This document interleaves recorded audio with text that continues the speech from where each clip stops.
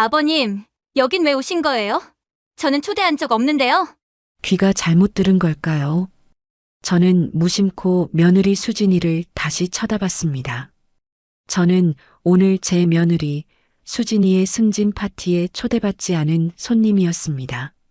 수진이는 오늘따라 한껏 치장한 얼굴로 저를 막아섰습니다. 진한 화장에 붉은 립스틱, 값비싼 드레스. 그 아이의 눈에는 당황스러움보다 저를 향한 노골적인 경멸과 수치심이 가득했습니다. 마치 길거리에서 구걸하는 노인을 마주친 것 같은 표정이었습니다. 아버님, 오늘 제 인생에서 얼마나 중요한 날인지 아시잖아요. 수진이가 목소리를 낮춰 말했습니다. 주변을 힐끗거리며 누가 볼까봐 조마조마해하는 게 보였습니다. 나는 그저 이 회장 초대로. 제가 말을 꺼내려는 순간 수진이가 제 말을 잘라냈습니다. 회장님이요? 아버님을요? 그 아이의 목소리에 비웃음이 섞여 있었습니다. 마치 말도 안 되는 소리를 듣는다는 듯한 표정이었습니다. 수진이는 헛웃음을 쳤습니다. 아, 현우 씨한테 들으시고 그냥 가족 동반으로 오신다고 착각하셨나 보네요. 아버님, 여긴 그런 자리가 아니에요. 수진이의 시선이 제 위에서 아래로 훑어내렸습니다. 그 눈빛에는 노골적인 혐오가 담겨 있었습니다. 그리고 그 옷차림은 뭐예요? 저 망신시키려고 작정하셨어요? 저는 본능적으로 제 양복 소매를 내려다봤습니다. 낡았지요. 그건 사실입니다. 팔꿈치 부분이 조금 헤어져 있었고 어깨선도 요즘 유행하는 스타일과는 달랐습니다. 하지만 이 옷은 40년 전 재무부에서 막 사무관이 되었을 때 맞춘 옷입니다. 비록 낡았지만 오늘을 위해 어제 꼬박 하루를 다림질한 제게는 가장 귀한 옷이었습니다. 다리미질을 하면서 저는 생각했습니다. 며느리 앞에서 아들 녀석 기죽지 않게 단정하게 입고 가야지. 하지만 며느리의 눈에 그 정성은 보이지 않는 모양이었습니다. 그저 낡고 촌스러운 옷일 뿐이었지요. 수진이는 제 손이 닿을까봐 겁나는 듯 한 걸음 뒤로 물러서더니 손으로 입을 가리고 속삭였습니다. 아버님, 빨리요. 저기 비상계단 쪽으로. 며느리가 저를 짐짝 취급하며 내쫓으려 하고 있었습니다. 저는 이 모든 상황이 어리둥절했습니다. 이 회장이 분명 제게 전화를 했습니다. 그제께였습니다. 저녁 식사를 하고 있는데 집 전화벨이 울렸습니다. 형님, 접니다. 이종현입니다. 오, 이 회장. 무슨 일인가? 형님, 내일 저희 회사에서 조촐한 행사가 있습니다. 꼭 오셔서 자리를 빛내주십시오. 현우도 와 있을 겁니다. 현우가? 네, 형님. 형님, 며느님께서 저희 회사에 계시지 않습니까? 내일이 좋은 날입니다. 꼭 오십시오. 이 회장의 목소리는 정중하면서도 간곡했습니다. 40년 지기 동생이 그렇게 청하는데 저는 거절할 이유가 없었습니다. 그래, 알았네. 몇 시에 가면 되나? 7시입니다, 형님. 제가 입구에서 기다리겠습니다. 그렇게 약속이 되었습니다. 아들 녀석 얼굴도 볼 겸 오랜 동생인 이 회장도 축하해 줄 겸 오기로 했던 것입니다. 이 회장이 분명히 절 초대했다고 설명해야 할까요? 하지만 며느리가 믿어줄까요? 아니, 믿는다 한들 달라질 게 있을까요? 문제는 제가 이곳에 초대받았느냐 아니냐가 아니었습니다. 문제는 며느리가 저를 어떻게 보고 있느냐였습니다. 제 아들 현우는 착한 아이입니다. 하지만 심지가 약했습니다. 착한 것과 강한 것은 다른 것이더군요. 현우는 누군가를 지키려는 마음은 컸지만 정작 자기 자신을 지킬 줄은 몰랐습니다. 성인이 되어서 현우는 늘 어딘가에 눌려 살았습니다. 회사에서는 상사에게, 친구들 사이에서는 더 목소리 큰 친구에게, 그리고 결혼 후에는 아내에게 눌려 살았습니다. 그리고 그 아들을 가장 강하게 누르고 있는 것은 다름 아닌 제 며느리 수진이었습니다. 당신은 그것밖에 못해? 당신 네 아버지가 해준 게 뭐가 있다고. 처음 그 말을 들은 건 2년 전 가을이었습니다. 아들 녀석이 감기 기운이 있다기에 곰국을 끓여다 주러 갔습니다. 며칠 밤낮으로 뼈를 고아낸 진한 국물이었습니다. 초인종을 누르려는데 안에서 며느리의 날카로운 목소리가 들렸습니다. 도대체 당신은 뭘 할 줄 아는 게 뭐야? 며느리의 목소리가 점점 날카로워졌습니다. 당신 아버지는 뭐 해주신 게 있어? 집 한 채도 물려주지 못하면서 당신 보고 효자 노릇이나 하래? 저는 초인종을 누를 수가 없었습니다. 손이 공중에서 멈췄습니다. 여보, 아버지는 아버지 나름대로. 현우의 목소리가 들렸습니다. 작고 떨리는 목소리였습니다. 나름대로? 그게 뭔데? 강남 아파트 한 채면 우리 빚 다 갚고도 남는데 왜 그 낡은 집만 붙들고 계시는 거야? 아버지한테는 그 집이 의미가 있으시니까. 의미? 당신 정신 차려. 우리가 지금 의미 따질 처지야? 며느리의 목소리가 점점 높아졌습니다. 저는 그 자리에 얼어붙었습니다. 그날 이후로도 똑같은 일이 수없이 반복되었습니다. 하지만 아들 녀석의 가정이 깨질까봐 저는 그저 묵묵히 참아왔습니다. 며느리 수진이는 명문대를 나와 이 회장의 회사에서 승승장구했습니다.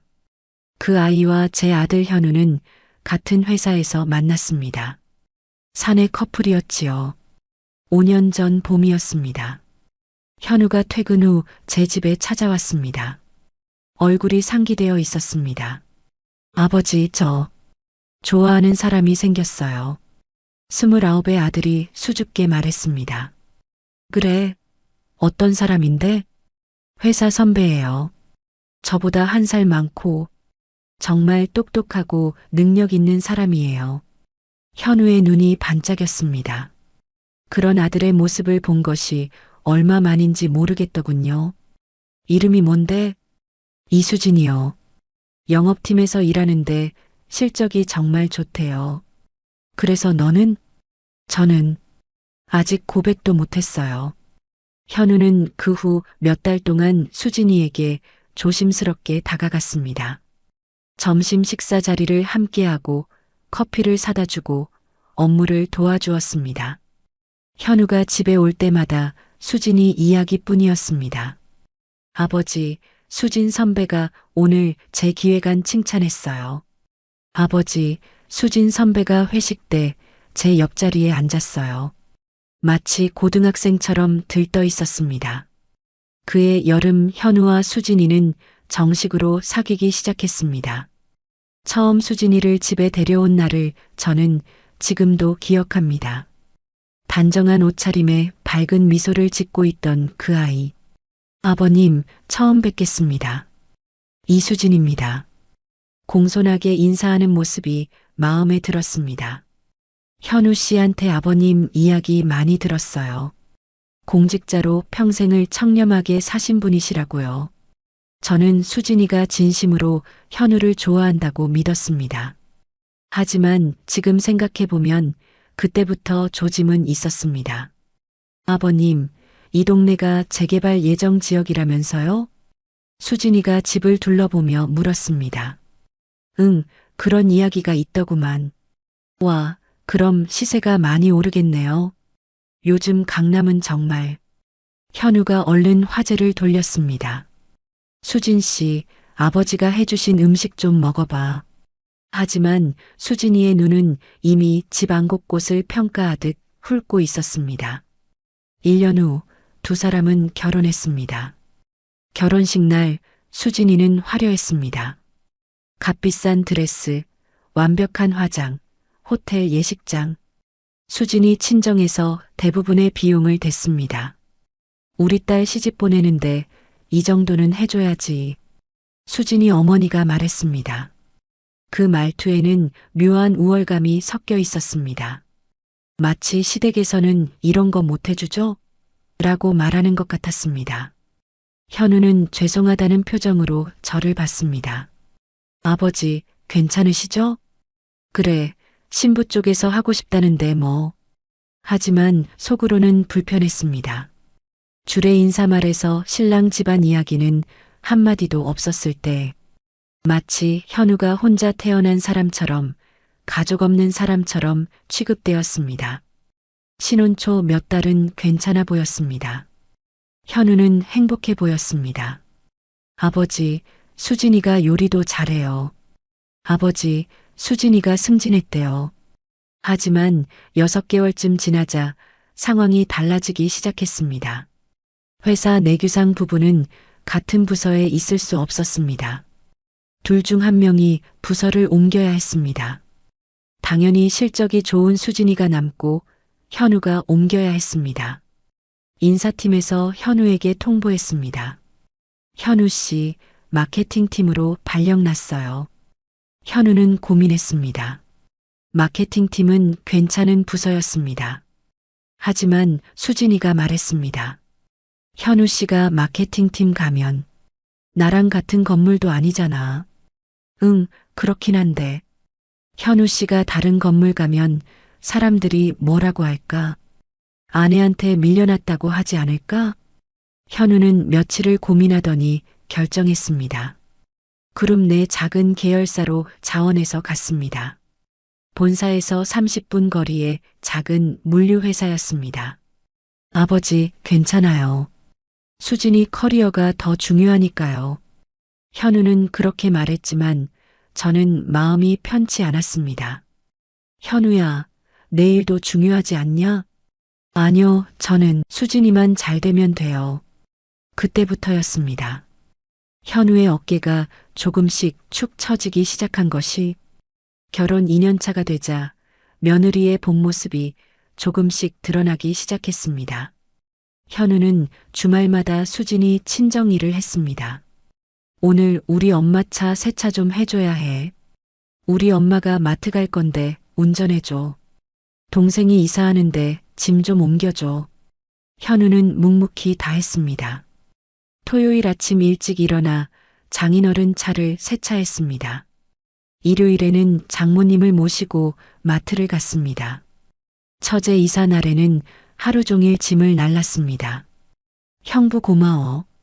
형부가 아니면 누가 이런 거 해줘. 처제가 말했습니다. 하지만 그 고마움은 진짜 감사가 아니었습니다. 당연히 해야 할 일을 했다는 듯한 태도였습니다. 어느 추석 때였습니다. 현우가 제게 와서 미안하다고 했습니다. 아버지, 죄송해요. 올해 추석은 처가에서 보내야 할 것 같아요. 왜? 무슨 일이야? 수진 씨 어머님이 딸이 시집가서 명절 때 쓸쓸하다고. 저는 아무 말 하지 않았습니다. 아버지, 내년에는 꼭 아버지랑. 됐다. 가거라. 그날 저는 혼자 추석을 보냈습니다.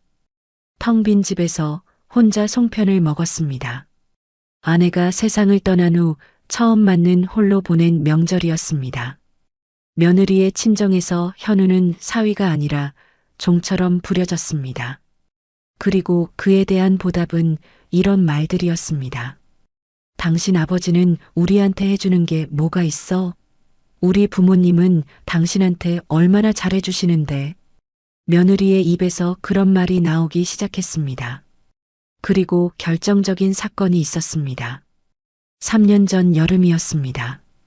제가 사는 이 집 강남의 낡은 20평 아파트에 재개발 확정 소식이 났습니다.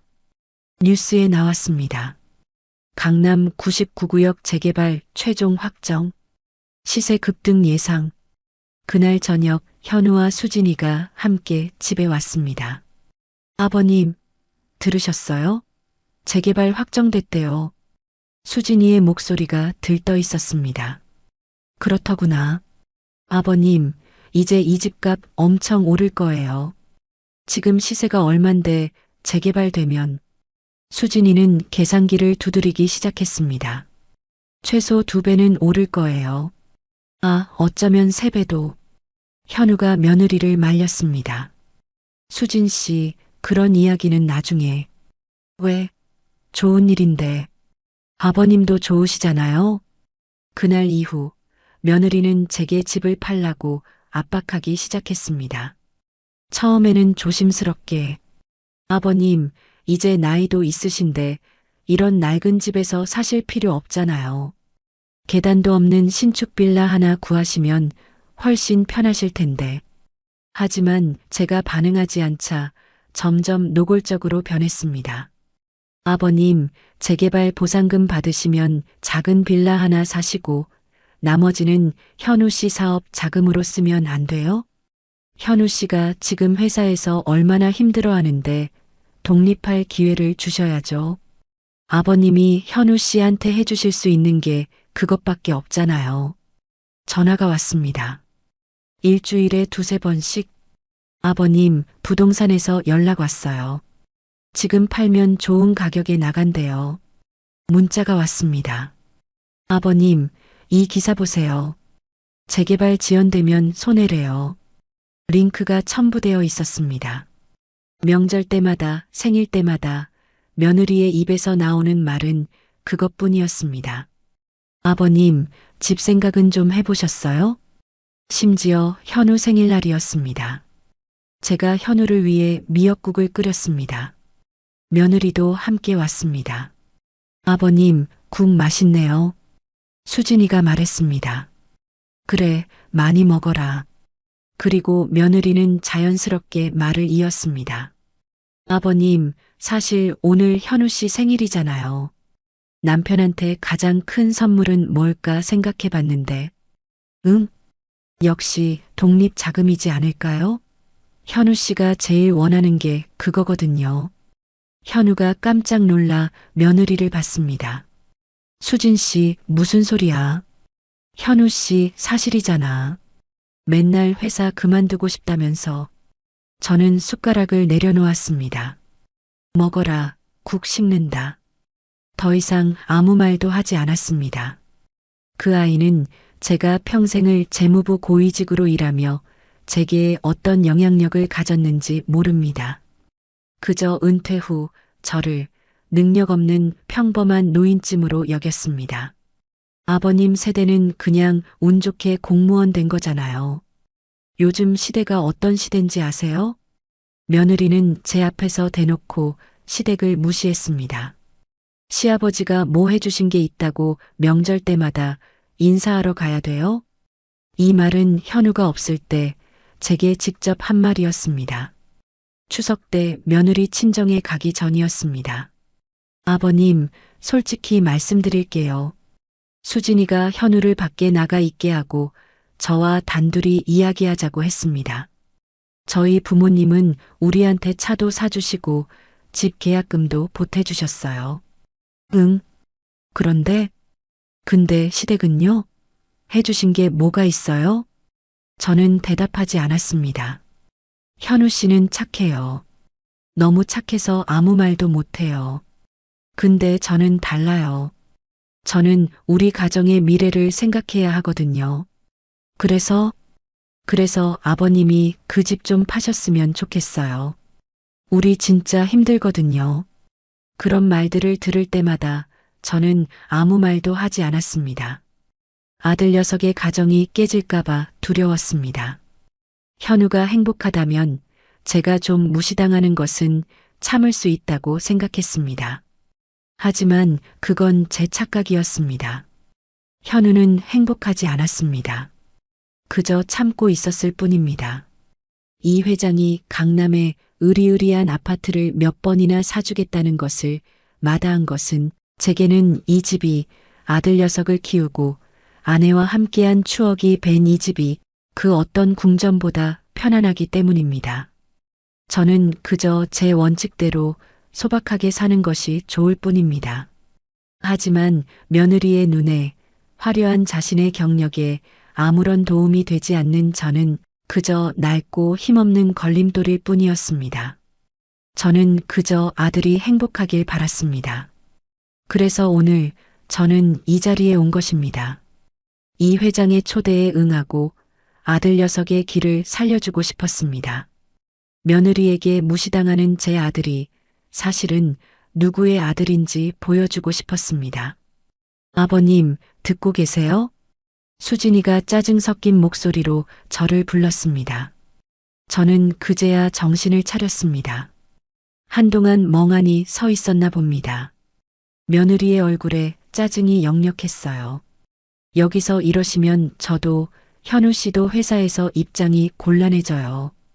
입장이 곤란하다니. 저는 며느리를 바라봤습니다. 그 아이의 눈에는 저를 향한 걱정이 아니라 자기 자신을 향한 걱정만이 가득했습니다. 제가 입을 열려는 바로 그 순간이었습니다.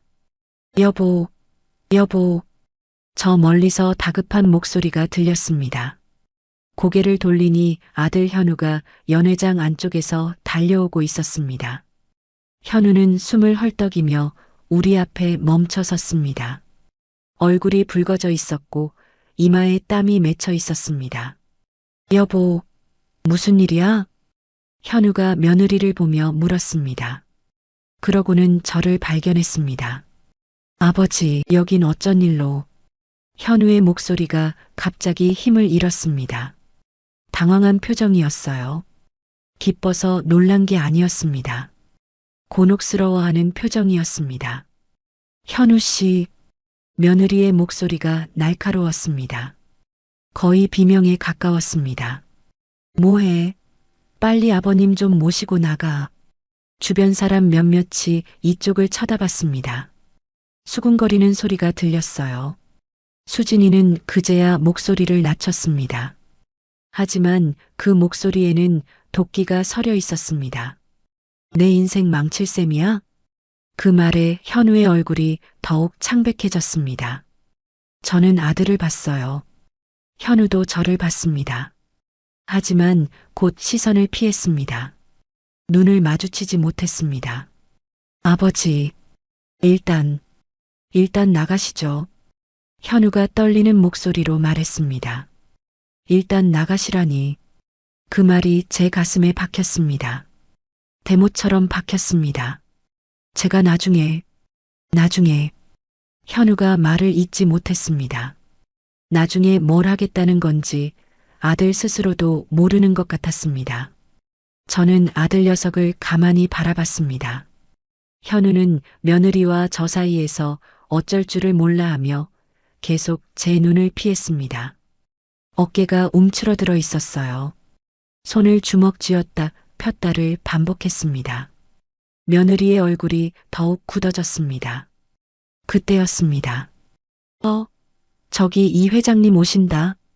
누군가의 목소리가 연회장 안쪽에서 들려왔습니다. 연회장 분위기가 순식간에 바뀌었습니다. 웅성거리던 소리가 잦아들고 모든 사람의 시선이 입구 안쪽을 향했습니다. 사람들이 일제히 고개를 돌렸습니다. 키가 크고 머리가 희끗한 이 회장이 임원들을 대동하고 입구 쪽으로 걸어 나오고 있었습니다. 은회색 정장에 붉은 넥타이. 위험 있는 걸음걸이였습니다. 수진이의 표정이 1초 만에 완전히 달라졌습니다. 아까 전까지 저를 향해 쏟아붓던 그 차갑고 경멸적인 얼굴이 사라졌습니다. 대신 환한 미소가 피어올랐습니다. 회장님, 수진이는 저와 현우를 구석에 밀쳐둔 채 서둘러 이 회장에게로 향했습니다. 굽 높은 구두를 신고 재빠르게 움직였습니다. 마치 방금 전의 소동은 없었다는 듯 완벽한 주인공의 얼굴로 돌아와 있었습니다. 회장님, 와주셔서 정말 감사합니다. 오늘 저의 승진 파티에 며느리는 계속 말을 이어갔습니다. 하지만 이 회장의 시선은 수진이를 향해 있지 않았습니다. 이 회장의 눈은 로비 입구를 두리번거리고 있었습니다. 누군가를 찾는 눈빛이었습니다. 분명히 오신다고 했는데 이 회장은 수진이를 그대로 지나쳤습니다. 수진이의 환한 미소가 얼어붙었습니다. 이 회장은 입구 구석 화물 엘리베이터 쪽을 향해 걸었습니다. 바로 제가 짐짝처럼 밀려나 있던 그곳이었습니다. 이 회장이 저를 발견했습니다. 형님, 이 회장의 목소리가 연회장 입구에 크게 울려 퍼졌습니다. 환한 미소였습니다. 진심에서 우러나온 기쁨이 가득한 얼굴이었습니다. 저는 그 얼굴을 봤습니다. 40년 전 대출이 막혀서 절망에 빠졌다가 제 사무실에서 승인 도장을 받아들고 눈물 흘리던 그 청년의 얼굴이 스쳐 지나갔습니다. 이 회장이 제 앞으로 성큼성큼 다가왔습니다. 주변 사람들이 길을 비켰습니다. 그리고 이 회장은 제 앞에서 깍듯하게 90도로 허리를 숙였습니다. 누추한 자리에 귀한 걸음하셨습니다. 형님. 이 회장의 목소리가 또렷했습니다. 주변 모든 사람이 들을 수 있을 만큼 크게. 제가 마중을 나갔어야 했는데 늦었습니다. 용서하십시오. 순간 연회장 입구의 모든 공기가 얼어붙었습니다. 샴페인 잔을 들고 있던 사람들이 손을 멈췄습니다. 대화하던 사람들이 입을 다물었습니다. 웃음소리가 멈췄어요. 모두가 저와 이 회장을 바라봤습니다. 침묵이 흘렀어요. 그 침묵 속에서 임원들의 수군거림이 들리기 시작했습니다. 저분이 누구시지? 한 임원이 작게 속삭였습니다. 모르겠는데 회장님이 저렇게까지 형님이라고 하셨어. 형님, 설마 그분인가? 회장님이 늘 말씀하시던 은인 말씀이야. 아, 정말? 수군거림이 점점 커졌습니다. 수진이의 동료 한 명이 다른 동료에게 작은 목소리로 물었습니다. 저분 혹시 이수진 팀장 시아버님 아니야? 뭐, 시아버지? 맞아. 아까 복도에서 봤어. 이 팀장이 저분한테 뭐? 나가시라고. 그랬어. 진짜? 미쳤네. 감히 회장님 은인을? 사람들의 시선이 일제히 수진이에게로 향했습니다. 방금 전까지 저를 부끄러운 존재로 취급하며 밀어내던 그 손이 허공에서 갈 곳을 잃고 떨리고 있었습니다. 입술이 파르르 떨렸습니다. 얼굴이 창백하게 질려갔습니다. 자신이 그토록 잘 보이고 싶어 하던 회장이 자신이 가장 무시하던 시아버지에게 형님이라 부르며 머리를 조아리고 있었습니다. 이게 무슨... 수진이가 저와 이 회장을 번갈아 보며 중얼거렸습니다. 목소리가 갈라졌습니다. 이 회장이 허리를 펴고 고개를 돌려 주변을 둘러봤습니다. 그리고 임원들을 향해 말했습니다. 여러분, 이분이 바로 제가 늘 말씀드리던 우리 회사의 은인이자 특별 고문님이십니다. 임원들이 웅성거렸습니다. 그분이시구나. 특별 고문님. 이 회장이 계속 말을 이었습니다. 40년 전 트럭 한 대밖에 없던 저를 살려주신 분입니다. 제가 오늘 이 자리에 있을 수 있는 것도 우리 회사가 여기까지 온 것도 전부 이분 덕분입니다. 임원들이 일제히 고개를 숙였습니다. 인사드립니다, 고문님. 뵙게 되어 영광입니다. 저는 가볍게 고개를 끄덕였습니다. 하지만 시선은 며느리에게 가 있었습니다. 수진이는 이제 상황을 조금씩 파악하기 시작하는 것 같았습니다. 무릎이 풀리는지 뒤로 한 걸음 물러섰습니다. 뒤에 벽에 등을 기댔습니다. 손으로 입을 막았고 눈이 점점 커졌습니다. 아니, 그럴 리가. 며느리의 목소리에서 힘이 빠졌습니다. 이 회장이 며느리를 가리키며 물었습니다. 이수진 팀장, 지금 무슨 일인가? 수진이는 대답하지 못했습니다. 이 회장은 며느리가 제 며느리라는 것을 이미 알고 있었습니다. 그렇기에 오늘 이 자리를 며느리의 승진 파티와 겸사겸사로 만들어 제 가족을 한껏 추켜 세워주려 했던 것입니다. 그런 이 회장의 눈에 지금 이 광경은 도저히 이해할 수 없는 배신이었을 겁니다. 주변 사람들이 모두 지켜보고 있었습니다. 숨죽이고 있었죠. 이 회장이 다시 물었습니다. 혹시 형님께 무례하게 군 건 아니겠지? 침묵이었어요. 그 침묵이 모든 걸 말해주었습니다.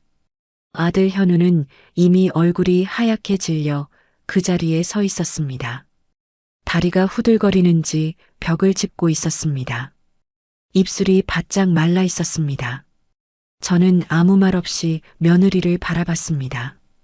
그 아이의 눈에는 이제 완전히 달라진 감정들이 소용돌이 치고 있었습니다. 공포, 혼란, 그리고 뒤늦은 후회. 왜 진작 알아보지 못했을까? 왜 그렇게 대했을까 하는 후회. 하지만 그 후회는 진짜 후회가 아니었습니다. 제게 잘못한 것에 대한 후회가 아니라 자기 자신의 실수에 대한 후회였습니다. 저는 이 회장의 어깨를 가볍게 두드렸습니다. 이 회장, 네, 형님. 이 회장이 제 쪽으로 몸을 돌렸습니다. 반가움과 존경이 가득한 얼굴이었습니다. 오랜만이구만. 네, 형님. 정말 오랜만입니다. 안으로 드시죠. 제가 특별히 상석을 마련해. 아니, 됐네. 저는 이 회장의 말을 끊었습니다. 형님? 왜 그러세요? 이 회장이 의아한 표정을 지었습니다. 저는 천천히 며느리를 바라봤습니다. 그리고 입을 열었습니다. 모든 사람이 들을 수 있도록 낮지만 힘 있는 목소리로 이 회장, 오늘 이 행사가 이 아이 승진 파티라던데. 저는 수진이를 턱짓으로 가리켰습니다. 이 회장이 고개를 갸우뚱했습니다. 승진 파티요? 아닙니다, 형님. 이 회장이 단호하게 말했습니다. 오늘은 형님 모시려고 잡은 상반기 임원 전체 회동입니다. 주변이 술렁였습니다. 임원 회동이었어? 승진 파티 아니었다고? 이 회장이 계속 말을 이었습니다. 이 팀장 승진은 그저 곁다리로 축하해 주려던 것뿐입니다. 오늘의 주인공은 형님이십니다. 자신이 주인공인 줄 알았던 파티가 자신이 그토록 무시하던 시아버지를 위한 자리였다는 것. 저는 며느리를 똑바로 보며 말했습니다. 며느라, 아까 내 옷차림이 마음에 안 든다고 했지? 그게 아니라 며느리가 변명하려 했습니다. 하지만 저는 손을 들어 막았습니다. 이 옷이 40년 전 내가 재무부 사무관이 되던 날 맞춘 옷이네. 저는 제 양복 소매를 내려다봤습니다. 낡았지. 요즘 유행하는 스타일도 아니고. 주변 사람들이 숨죽이고 저를 바라봤습니다. 하지만 나는 이 옷이 좋네. 내 인생에서 가장 자랑스러웠던 날의 옷이거든. 그날 이 옷을 입고 처음으로 공무원 명함을 받았어. 집에 돌아가서 아내에게 보여줬더니 아내가 울면서 좋아하더구만. 수진이는 아무 말도 하지 못했습니다. 저는 계속 말을 이었습니다. 자네는 사람을 겉모습으로만 판단하고 봐왔지. 그 말에 며느리가 움찔했습니다. 그게 자네 한계야. 주변에서 누군가 작게 해. 맞는 말씀이다. 하고 중얼거렸습니다. 수진이의 얼굴이 점점 더 창백해졌습니다. 이제 완전히 이해한 것 같았습니다. 자신이 무슨 짓을 한 건지, 자신이 누구를 무시한 건지. 아버님, 정말 죄송합니다. 수진이가 떨리는 목소리로 제게 말했습니다. 하지만 저는 고개를 저었습니다. 사과는 필요 없네. 아버님, 제가 정말 몰랐어요. 아버님이. 자네가 몰랐던 건 내가 누군지가 아니야. 저는 며느리를 똑바로 바라봤습니다. 자네가 몰랐던 건 사람을 대할 때 필요한 가장 기본적인 예의와 품격이야. 그건 내가 누구든 무슨 옷을 입었든 상관없이 지켜야 하는 거였어. 며느리가 입술을 깨물었습니다. 눈물이 고였어요. 저는 이 회장에게 시선을 돌렸습니다. 이보게, 이 회장. 네, 형님. 말씀하십시오. 이 회장의 표정이 굳어졌습니다. 제 목소리 톤이 달라진 것을 느낀 것 같았습니다. 사람 하나 잘라야겠네. 그 말이 떨어지자 연회장 안은 물을 끼얹은 듯 조용해졌습니다. 수군거림도 멈췄고 모든 소리가 멈췄습니다. 누구 말씀이십니까? 이 회장이 조심스럽게 물었습니다. 얼굴이 긴장으로 굳어 있었어요. 저는 며느리를 턱짓으로 가리켰습니다. 저 아이, 이 팀장 말입니까? 그래, 맞아. 이 회장이 잠시 망설였습니다. 저와 며느리를 번갈아 봤습니다. 형님, 그래도 이 팀장은 형님 며느리시고 내 며느리가 아니네. 저는 단호하게 말했습니다. 주변 사람들이 숨죽이고 지켜봤습니다. 나는 말이야, 이 회장. 제가 천천히 말을 이었습니다. 평생 자식 하나 잘 되라고 묵묵히 살았네. 저는 아들 현우를 힐끗 쳐다봤습니다. 현우는 고개를 들지 못하고 있었습니다. 아내가 일찍 세상을 떠나는 바람에 아들 녀석 하나 제대로 키우는 게 내 인생의 전부였어. 제 목소리가 낮아졌습니다. 그런데 내 자식의 앞길을 막는 것이 다름 아닌 내 자식의 배필이라니. 이 회장의 얼굴이 심각해졌습니다.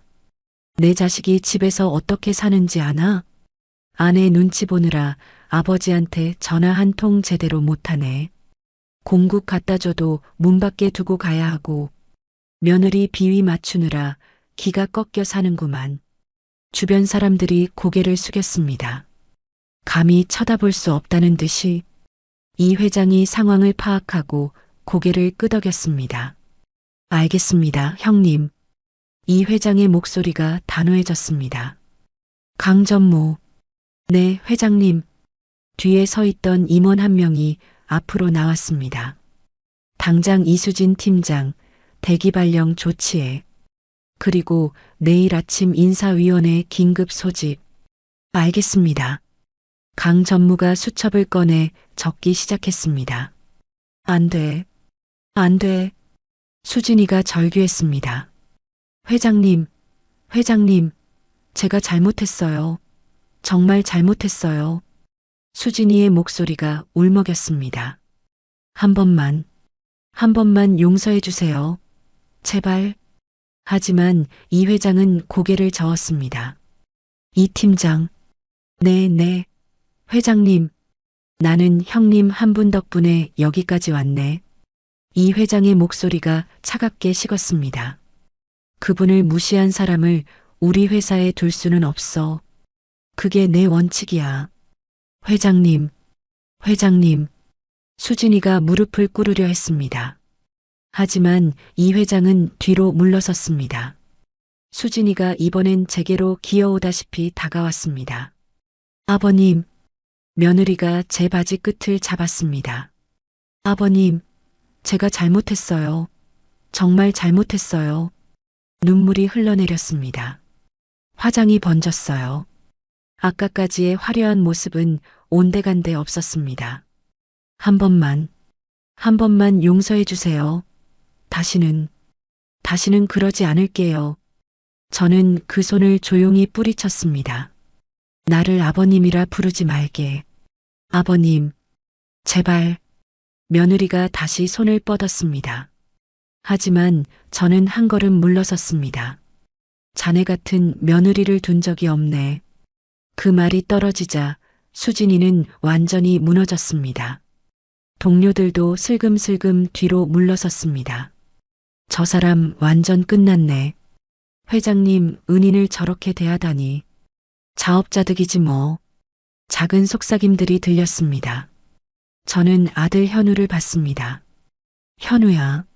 네, 아버지. 아들은 제대로 대답도 못하고 있었습니다. 너는 어떻게 할 거냐? 현우가 입술을 깨물었습니다.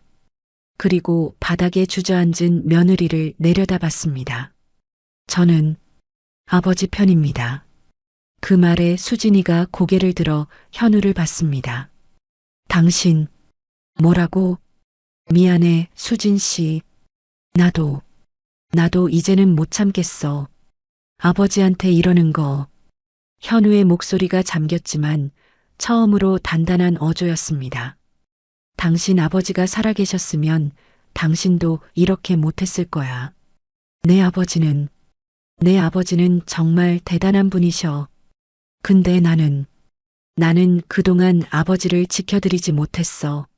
수진이가 무언가 말하려 했지만 현우는 고개를 저었습니다. 이제 끝이야. 우리 아들 현우의 마지막 말은 그 어떤 고함보다도 차갑고 날카롭게 연회장을 갈랐습니다. 바닥에 주저앉아 있던 수진이는 멍하니 현우를 올려다봤습니다. 방금 자신이 들은 말을 믿지 못하는 듯 했습니다. 당신, 뭐라고? 그 목소리는 더 이상 저를 향한 분노가 아니었습니다. 마지막 남은 동아줄마저 끊어진 사람의 절망이었습니다. 방금, 뭐라고 했어, 현우 씨? 현우는 아내를 내려다보지 않았습니다. 그저 평생을 외면했던 저를 향해 천천히 고개를 돌렸습니다. 그 눈에는 죄책감과 후회, 그리고 뒤늦은 결연함이 서려 있었습니다. 아버지, 가시죠. 현우가 저를 향해 손을 내밀었습니다. 그 순간 수진이는 모든 것이 끝났음을 깨달았습니다. 자신이 유일하게 쥐고 흔들 수 있다고 믿었던 남편의 배신. 그것은 회장의 질책보다 더 고통스러운 심판이었습니다. 그래, 끝이라고? 좋아. 수진이가 갑자기 광기 어린 웃음을 터뜨리며 바닥에서 벌떡 일어났습니다. 값비싼 드레스 자락이 구겨지고 공들여 올린 머리가 산발이 되었습니다. 너희들 다 똑같아. 두고 봐. 내가 이대로 끝날 것 같아. 수진이는 자신을 부축하려던 예전 동료의 손을 거칠게 뿌리쳤습니다. 저리 비켜. 그리고는 굽 높은 구두가 벗겨지는 것도 모른 채 울부짖으며 연회장 입구를 향해 달려나갔습니다. 비틀거리며 달려나가는 그 뒷모습은 조금 전까지 연회장의 주인공 행세를 하던 그 오만한 모습이 아니었습니다. 연회장은 잠시 숨을 죽인 듯 고요했습니다. 수진이가 사라진 문틈으로 차가운 밤바람이 들어오는 듯 했습니다. 이윽고 얼어붙었던 공간이 사람들의 수군거림으로 천천히 녹기 시작했습니다. 세상에, 저게 무슨 일이야? 이 팀장, 완전히 끝났네. 회장님 은인을 쫓아내려 했으니 남편까지 등 돌렸잖아. 자업자득이지. 근데 저 어르신, 도대체 누구신데? 재무부 고위직 출신이셨다잖아. 회장님을 40년 전에 모든 시선이 저에게로 향했습니다. 동정, 호기심 그리고 경외심이 뒤섞인 눈빛들이었습니다. 하지만 저는 통쾌하지 않았어요. 오히려 가슴 한구석이 시리고 아팠습니다. 저는 며느리의 몰락을 바란 것이 아니었습니다. 저는 그저 제 아들이 저렇게 굴욕적으로 사는 것을 멈추게 하고 싶었을 뿐입니다. 이 회장을 바라보았어요. 그는 여전히 제게 미안한 표정으로 서 있었습니다. 이 회장, 나 먼저 가봐야겠네. 형님, 제가 차를 모시겠습니다. 저는 손을 저었습니다. 됐네. 이런 날은 그냥 좀 걷고 싶네. 하지만 형님, 저는 돌아서서 연회장을 나왔습니다. 아무도 저를 잡지 않았습니다. 제가 지나가는 길목마다 사람들은 마치 바닷물이 갈라지듯 길을 비켜주었습니다. 아버지, 잠깐만요. 호텔 로비를 거의 빠져나왔을 때 현우가 저를 따라왔습니다. 녀석은 제 앞에 서서 아무 말도 하지 못하고 그저 고개만 숙이고 있었습니다. 그래, 같이 가자. 저는 아들의 어깨를 한번 툭 치고 호텔의 거대한 회전문을 밀고 나왔습니다. 차가운 공기가 폐부 깊숙이 들어왔습니다. 40년 된 낡은 양복이 도시의 칼바람을 다 막아주지는 못했습니다. 그 일이 있고 며느리는 결국 회사를 그만두었습니다. 정확히는 그만둘 수밖에 없었습니다. 대기 발령이 떨어진 지 일주일 만에 인사위원회가 열렸고 그 자리에서 권고사직 처분이 내려졌다고 들었습니다. 한 달쯤 지났을 때였습니다. 주말 아침 누군가 조심스럽게 문을 두드렸습니다. 누구냐? 아버지, 저예요. 현우였습니다. 저는 황급히 문을 열었습니다. 현우는 야위어 있었어요. 수염을 며칠 깎지 않은 것 같았으며 눈 밑에 다크서클이 짙었습니다. 들어오너라. 네. 아버지. 현우가 조심스럽게 들어왔습니다. 자신의 아내와 함께 살던 그 화려한 아파트가 아닌 손때 묻은 제 낡은 집 거실이 낯선 듯 두리번거렸습니다. 그리고는 그 자리에 털썩 주저앉았습니다. 현우가 마침내 입을 열었습니다. 아버지, 수진이랑 이혼했어요. 그래. 저는 묵묵히 대답했습니다. 수진이가 회사 그만두고 나서 맨날 집에서 술만 마시고 저한테 화풀이하고 현우의 목소리가 쉬어 있었습니다. 아버지한테도 욕했어요. 자기 인생 망친 건 다 아버지 때문이라고. 저는 고개를 끄덕였습니다. 그럴 줄 알았습니다. 그래서 합의 이혼했어요. 더는 못 참겠더라고요. 현우가 얼굴을 들었습니다. 눈이 충혈되어 있었습니다. 아버지, 제가 정말 바보 같았어요. 왜 진작 몰랐을까요? 수진이가 어떤 사람인지. 사람은 말이다. 저는 부엌으로 숭늉 한 그릇을 떠왔습니다. 아들 녀석 앞에 숭늉 그릇을 내려놓았습니다. 힘들 때 본색이 나오는 거야. 잘 나갈 때는 누구나 좋은 사람처럼 보이지. 현우는 뜨거운 숭늉을 들이켰습니다. 그리고 어린아이처럼 울기 시작했습니다. 아버지, 사실 알고 있었어요. 수진이가 아버지를 무시하는 거, 저를 깎아내리는 거 다 알고 있었어요. 그런데 왜 참았느냐? 무서웠어요. 현우가 울먹이며 고백했습니다. 수진이가 떠날까봐 무서웠어요. 저같이 볼품없는 놈은 수진이처럼 대단한 여자를 다시는 못 만날 것 같아서 그래서 그냥 참았어요. 아버지가 공국을 문고리에 걸어두고 가시는 날에도 저는 그게 고마운 게 아니라 수진이가 또 화낼까봐 그것만 걱정했어요. 저는 아무 말 없이 아들의 어깨를 두드렸습니다. 아버지, 제가 정말 불효자입니다. 저는 말을 끊었습니다. 됐다. 다 지난 일이다. 밥은 먹었느냐? 그날 이후로 현우는 조금씩 달라지기 시작했습니다. 주말마다 제 낡은 집에 찾아왔습니다. 말이 별로 없던 녀석이 이제는 제 옆에서 공손히 말을 걸며 지켰습니다. 그리고 오늘 어느덧 1년이 지났습니다. 가을이 깊어지는 토요일 오후였습니다. 초인종이 울렸습니다. 형님, 접니다. 이 회장의 목소리였습니다. 문을 열자 이 회장이 커다란 보자기에 뭔가를 싸들고 서 있었습니다. 이게 뭔가? 한우입니다, 형님. 최고급으로 준비했습니다. 아이고, 이 사람이. 형님, 들어가도 됩니까? 그래, 들어오게.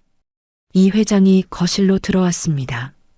그리고 손때 묻은 제 낡은 집을 천천히 둘러봤습니다. 형님, 아직도 이런 누추한 곳에 제가 모신다지 않습니까? 저는 손을 저었습니다. 이 사람아, 집이 크다고 마음이 큰가? 나는 여기가 좋네. 이 회장이 껄껄 웃었습니다. 그래서 형님을 존경합니다. 우리는 마루에 앉았습니다. 이 회장이 조심스럽게 말을 꺼냈습니다. 이 팀장, 아니, 수진이 그 후 소식 들으셨습니까? 아니, 저는 관심이 없었습니다. 하지만 이 회장은 말을 이었습니다. 재취업을 시도했다고 들었습니다. 하지만 업계가 좁습니다. 소문이 다 돌았습니다. 결국 지방으로 내려갔다고 합니다. 작은 회사에 다닌다던데 정확히는 모르겠습니다. 저는 고개를 끄덕였습니다. 그때 현관문이 열렸습니다. 아버지, 저 왔습니다. 현우였습니다. 손에는 저녁거리가 들려 있었습니다. 오, 이 회장님도 오셨습니까? 아들 녀석은 이제 이 회장 앞에서도 당당했습니다. 현우, 자네 사업 구상하는 건 잘 돼가나? 이 회장이 반갑게 물었습니다. 네, 회장님. 이제 막 시작했습니다. 내가 도울. 됐네. 제가 이 회장의 말을 막았습니다. 그 녀석도 자기 힘으로 서야지. 자네처럼 말이야. 현우가 저와 이 회장을 보며 쑥스럽게 웃었습니다. 예전에 그늘진 얼굴이 아니었습니다. 세 남자가 마루에 앉아 현우가 사온 막걸리 잔을 부딪혔습니다. 가을바람이 부는 마루에 앉아 있으니 비로소 늦은 평화가 찾아온 것 같았습니다. 어머, 저 소리는 뭐야? 서연이 선글라스 너머로 눈을 가늘게 떴습니다. 할머니 오시는 소리야. 준서가 손을 들어 흔들기 시작했어요. 경운기가 모습을 드러냈습니다. 녹슨 부분이 군데군데 보이는 낡은 경운기였어요. 운전대를 잡은 할머니의 손은 햇빛에 그을려 검었고 손가락 마디마디엔 흙이 끼어 있었어요. 할머니, 준서의 목소리엔 그리움이 묻어났습니다. 석 달 만에 귀향이었으니까요. 서연이 선글라스를 벗었습니다. 그녀의 표정이 굳어가는 게 보였어요. 저분이 진짜 할머니야? 말을 마친 서연이 잠깐 멈췄습니다. 그러더니 입꼬리를 올리며 피식 웃었어요. 와, 요즘도 저런 거 타고 다니는 사람이 있구나. 완전 레전드다. 인스타에 올리면 난리 나겠는데? 경운기가 10m 앞까지 다가오자 흙먼지가 공기 중에 피어올랐습니다. 미세한 먼지 입자들이 햇살 속에서 반짝였어요. 서연은 재빨리 코와 입을 손으로 막았습니다. 아이씨, 먼지 이게 얼마짜린데. 그녀는 한 발짝 또 한 발짝 뒤로 물러났어요. 3만 원짜리 프랑스산 미스트를 매일 뿌리는 얼굴에 흙먼지라니. 서연에겐 상상할 수 없는 일이었죠. 옷 다 버리겠네. 막 드라이클리닝을 마친 샤넬 재킷을 툭툭 털었습니다. 소매 끝에 묻은 먼지 한 톨도 용납할 수 없다는 듯이요. 머리카락도 몇 번이나 쓸어 넘겼어요. 미용실에서 방금 나온 웨이브가 흐트러질까봐 조심스럽게. 경운기라니. 나 진짜 처음 봐. 그 목소리엔 신기함보다는 당황스러움이 더 컸습니다. 준서가 웃으며 말했어요. 그의 눈엔 애정이 가득했습니다. 서울 사람들은 지하철 타지만 우리 할머니는 경운기 타시거든. 마을 어디든 가실 수 있어. 경운기가 바로 앞에서 멈췄습니다. 엔진 소리가 뚝 끊겼어요. 김영숙 할머니가 운전대에서 손을 놓고 이마에 땀을 닦았습니다.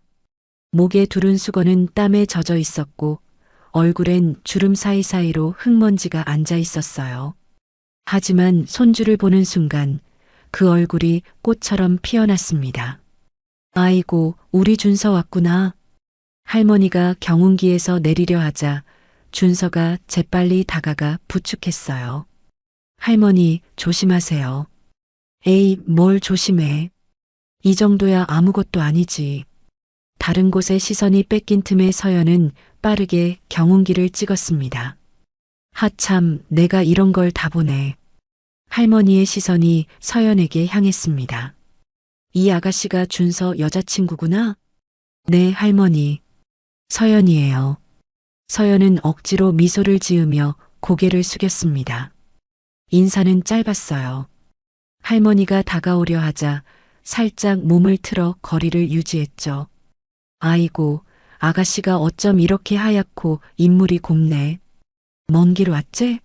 배고플 텐디 얼른 가자. 아, 네. 괜찮아? 응. 서연은 애써 태연한 척했지만 속으로는 욕이 나왔어요. 비 오나 눈 오나 이걸 타고 다니시지. 작년 겨울엔 눈이 무릎까지 왔는데도 체인 감고 운전하셨어. 그 발로 어디든 가신다. 뭐 그런 거. 서연이 코웃음을 쳤습니다.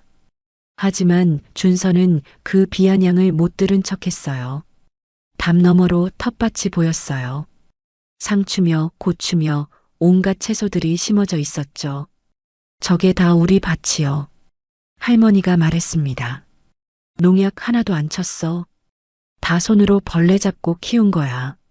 와, 진짜 유기농이네요. 준서가 감탄했어요. 그럼 요즘 사람들이 이런 거 좋아한다며? 도시엔 비싸게 판다던데. 서연은 텃밭을 보며 생각했습니다. 저걸 다 손으로 돈 주고 사 먹으면 되는데 왜?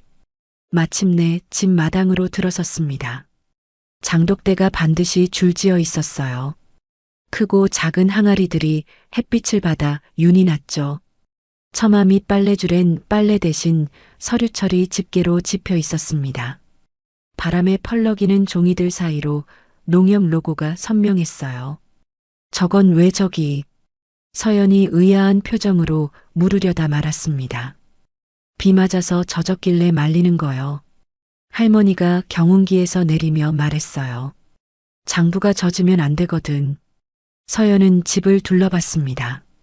슬레이트 지붕은 군데군데 이끼가 끼어 있었고 벽은 시멘트로 대충 발라놓은 상태였어요.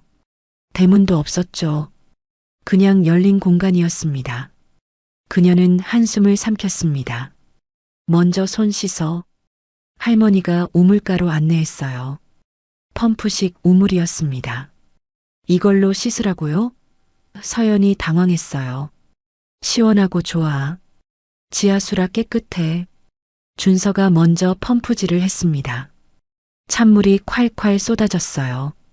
그는 시원하게 손을 씻고 얼굴까지 씻었죠. 아, 시원하다. 서연은 핸드백에서 휴대용 세정제를 꺼냈습니다. 프랑스산 유기농 제품이었어요. 그녀는 물 한 방울 없이 손을 비비며 소독했죠. 밥부터 먹자. 할머니가 부엌으로 들어가며 말했습니다. 부엌에서 된장찌개가 보글보글 끓고 있었습니다.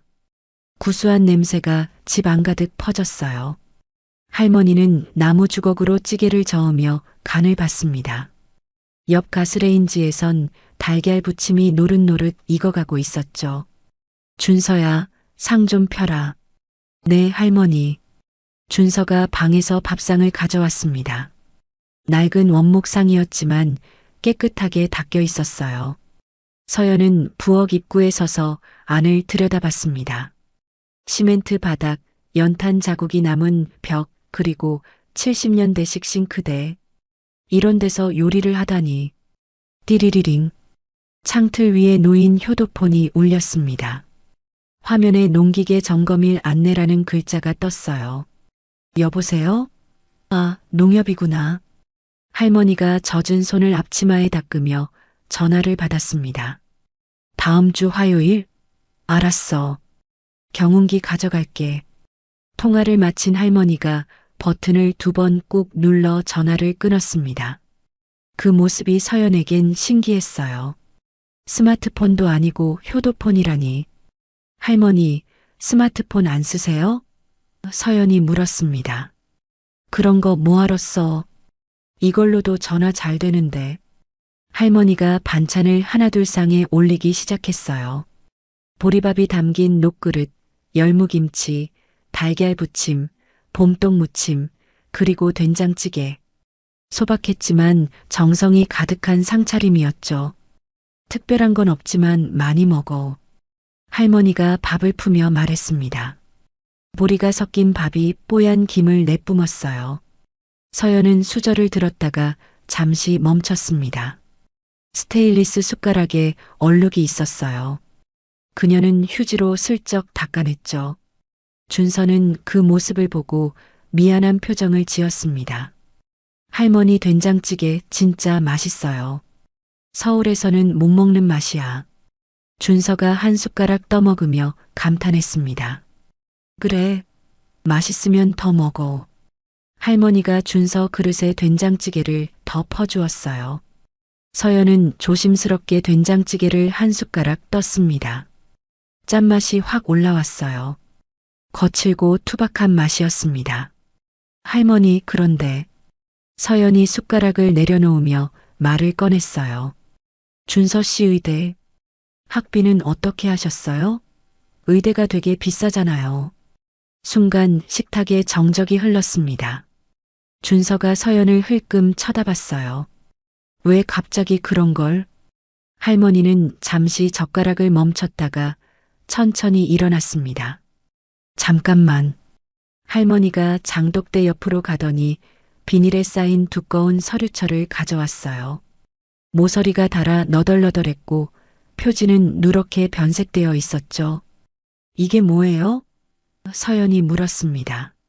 할머니가 서류철을 펼쳤어요. 빼곡한 손글씨로 가득한 장부였습니다. 농사 지어보냈지. 할머니의 손가락이 장부를 한 장 한 장 넘겼습니다. 숫자들이 빼곡했어요. 날짜별로, 품목별로, 금액별로 전부 기록되어 있었습니다. 장에도 나가고, 도매상에도 팔고, 새벽 3시에 일어나서 트럭 얻어 타고 읍내 나가고, 할머니의 목소리가 잠시 떨렸습니다. 준서 의대 붙었다고 했을 때 얼마나 기뻤는지 몰라. 근데 등록금 보니까 한 학기에 1,000만 원이 넘더라고. 준서의 눈시울이 붉어졌어요. 할머니, 괜찮아. 다 지난 일이야. 땅은 팔면 끝이요. 나는 지켰어. 할머니가 장부를 덮으며 말했습니다. 이 땅은 준서 할아버지가 평생 읽어놓은 거야. 팔 수 없었어. 대신 더 열심히 일했지. 서연은 장부를 대충 넘겨봤어요. 집원, 면적, 임대수익, 입금일자. 복잡한 숫자들이 머리를 어지럽혔습니다. 그녀는 이마를 찌푸리며 장부를 덮었어요. 농사로요? 그게 가능한가요? 목소리에 의구심이 가득했습니다. 아니, 어쩌면 무시하는 투였을지도 몰라요. 머리 쓰는 일은 못하지만 몸 쓰는 일은 자신 있어. 할머니가 담담하게 대답했습니다. 준서가 서연을 쳐다봤어요. 표정이 좋지 않았죠. 하지만 차마 여자친구에게 뭐라 하지는 못했습니다. 대신 할머니 그릇에 반찬을 더 올려드렸어요. 할머니, 봄동무침 더 드세요. 아이고, 내가 먹을게. 너희들 먹어. 식사가 계속되었지만 분위기는 무거웠습니다. 서연은 밥을 몇 숟가락 뜨다가 수저를 내려놓았어요. 배불러요. 잘 먹었습니다.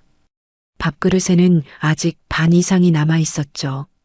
준서가 낮은 목소리로 말했습니다. 나 7살 때부터 할머니랑 살았어.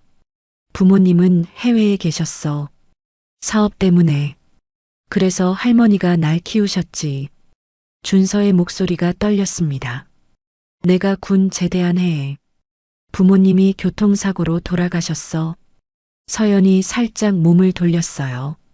그래서 차가운 한마디였습니다. 할머니가 그때부터 날 키우신 게 아니야.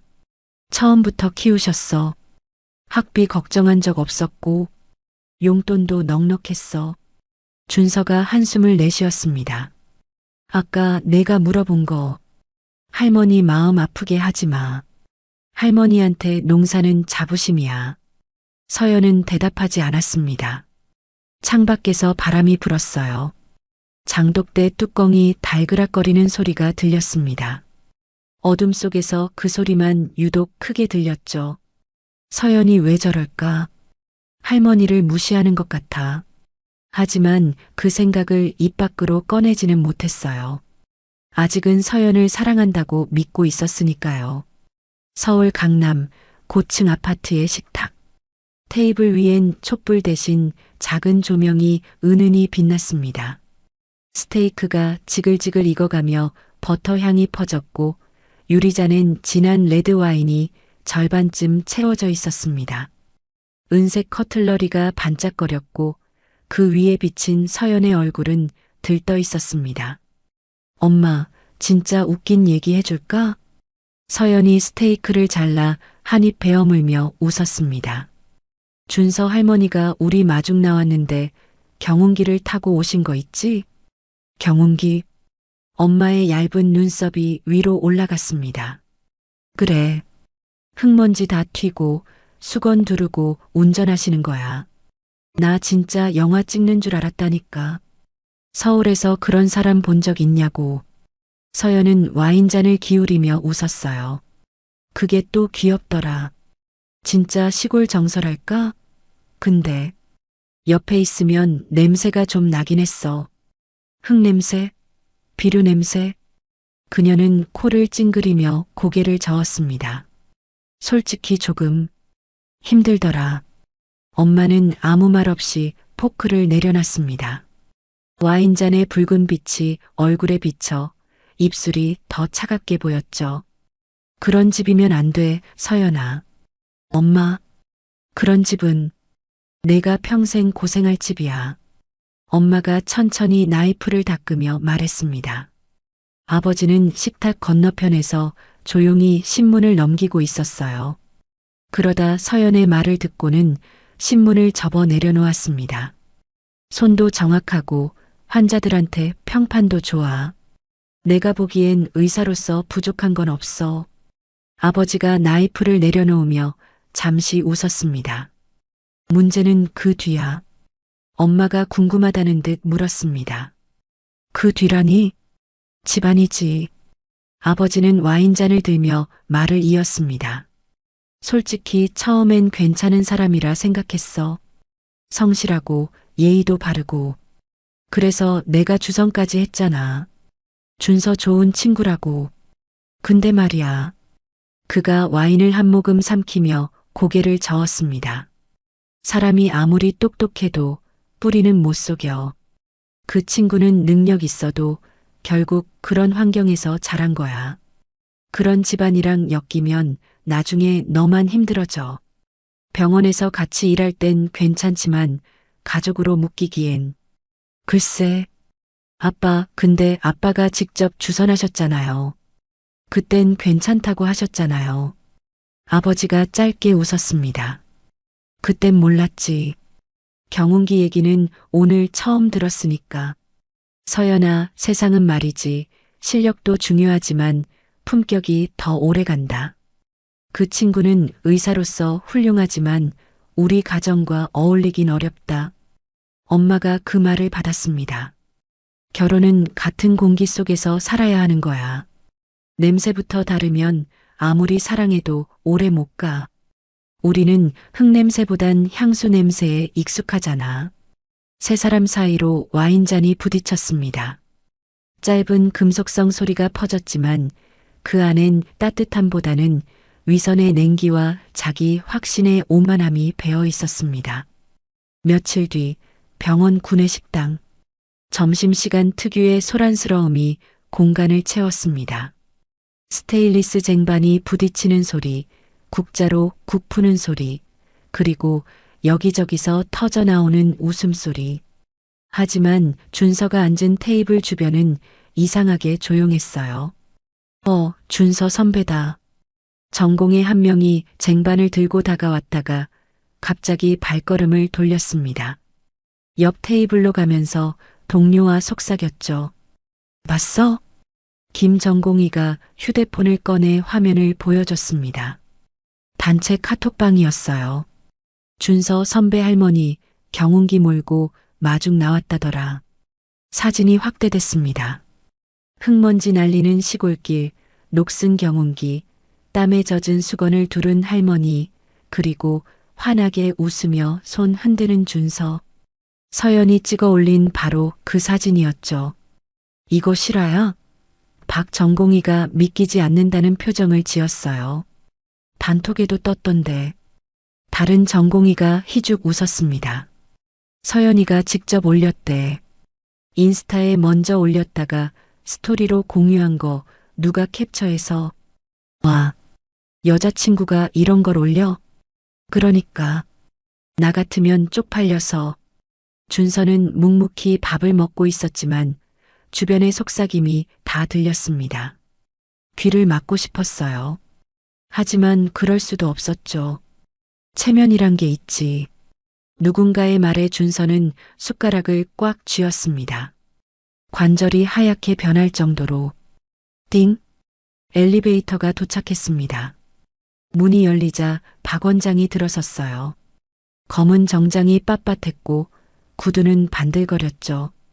그의 손에 들린 휴대폰 화면에도 같은 사진이 떠 있었습니다.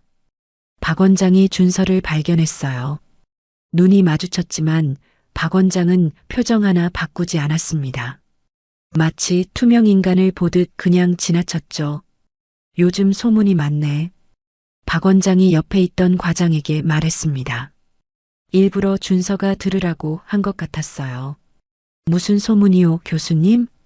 과장이 아부하듯 물었습니다. 아, 별거 아니야. 그저 품위를 지켜야 한다는 생각이 들어서. 품위. 그 단어가 준서의 가슴을 찔렀습니다. 식당을 나와 복도를 걷는데 간호사들이 수군거렸어요. 저기 준서 선생이다. 할머니가 경운기 탄다는 그 선생? 사진 봤어? 완전 시골 할머니던데. 준서는 걸음을 빨리 했습니다.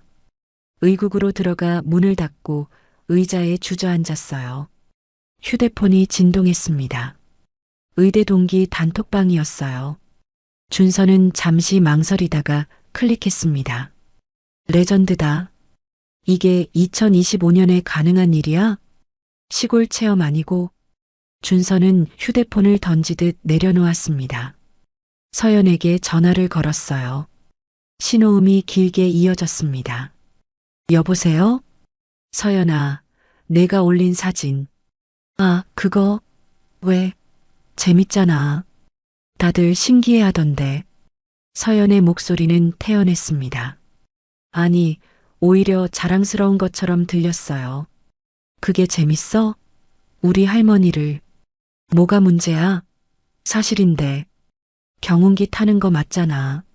하지만, 준서야, 나 지금 회의 들어가야 해. 나중에 얘기해. 뚝. 전화가 끊겼습니다. 준서는 깊은 한숨을 내쉬었어요. 머리를 감싸쥐고 책상에 엎드렸습니다. 전화를 끊고 준서는 창밖을 봤습니다. 병원 주차장에 고급 외제차들이 즐비했어요.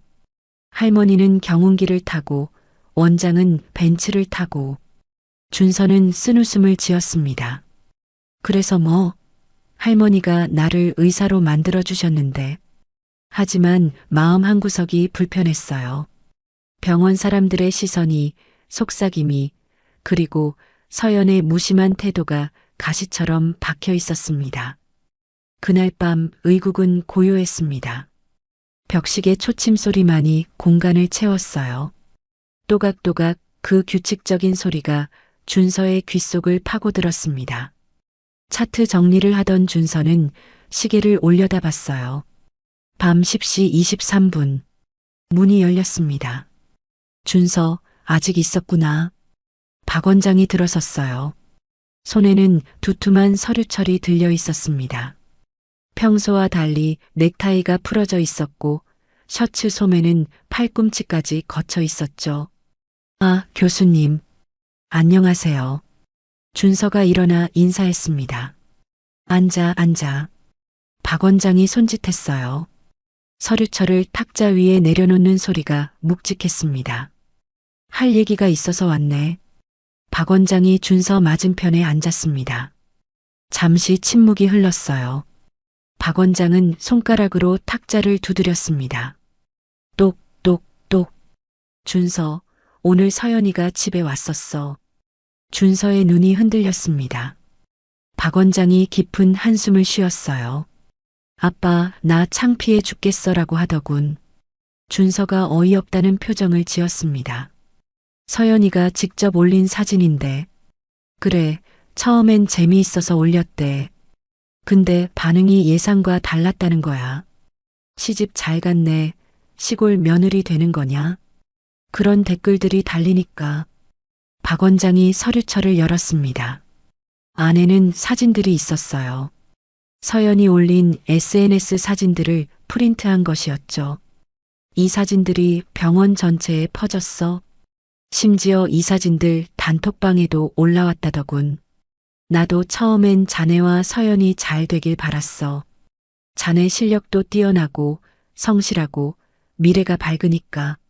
하지만 이건 아니야. 박 원장이 사진을 가리켰습니다. 우리 집안이 3대째 의사 집안이야. 서연이 할아버지, 그러니까 내 아버지는 이 병원 설립자 중 한 분이셨어. 준서가 놀랐습니다. 이건 처음 듣는 얘기였어요.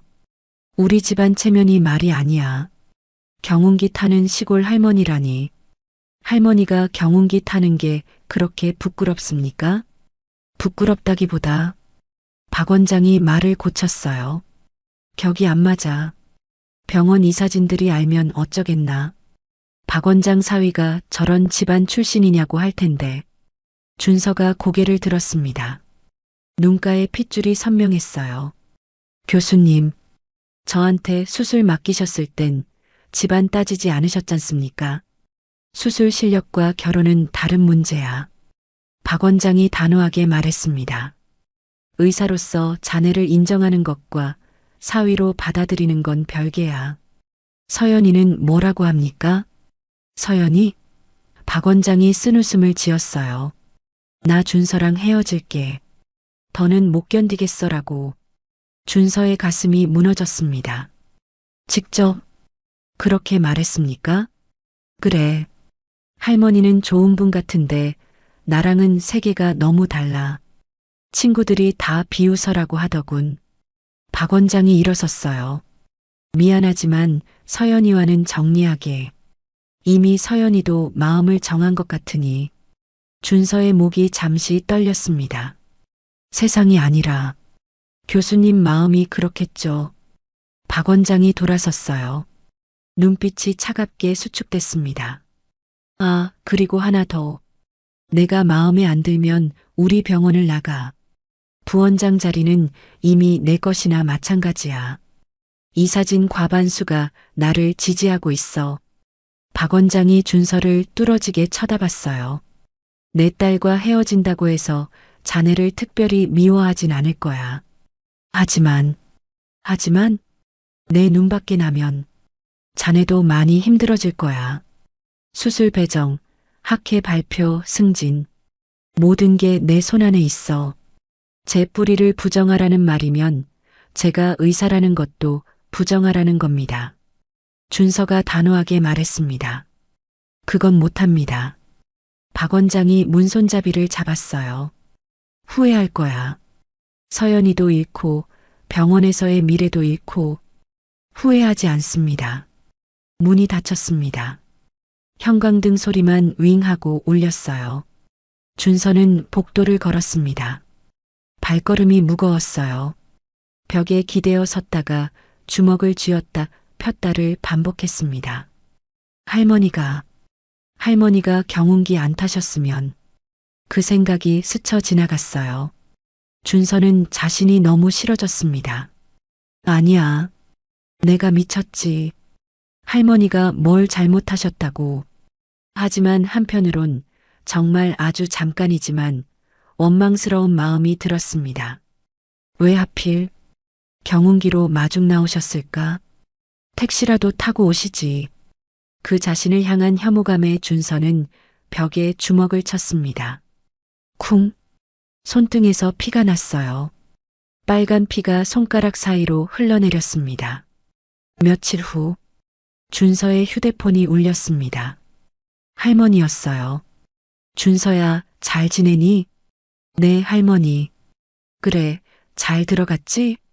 그 아가씨랑은 잘 지내고? 준서가 머뭇거렸습니다. 네. 전화기 너머로 할머니의 침묵이 느껴졌어요. 준서야, 왜 대답이 그래? 혹시 싸웠어? 아니에요. 그냥. 준서가 한숨을 쉬었습니다. 그냥 결혼 준비하면서 좀 안 맞는 부분도 있고 해서 헤어지게 됐어요. 헤어졌다고? 할머니 목소리에 놀라움이 묻어났어요. 언제? 며칠 전에요. 그 아가씨 집에서 먼저 그런 거니? 준서가 잠시 말을 멈췄습니다. 네. 뭐, 그렇게 됐어요. 할머니는 뭔가 그날 일 때문이라는 것을 직감했습니다. 시골집에 왔던 날, 경운기를 타던 날, 준서야, 혹시 나 때문이니? 아니에요. 준서가 갑자기 목소리를 높였어요. 할머니가 왜요? 할머니는 아무 잘못 없어요. 절대 할머니 때문이 아니에요. 오히려 버럭거리는 준서의 모습에 할머니는 쓴웃음을 지었습니다. 이 아이가 거짓말을 못하는 건 어릴 때부터였죠. 그래, 알았어. 진정해. 할머니가 부드럽게 말했어요. 혹시 내가 데려온 아가씨 아버지 성함이 어떻게 되시니? 네. 할머니, 그건 왜?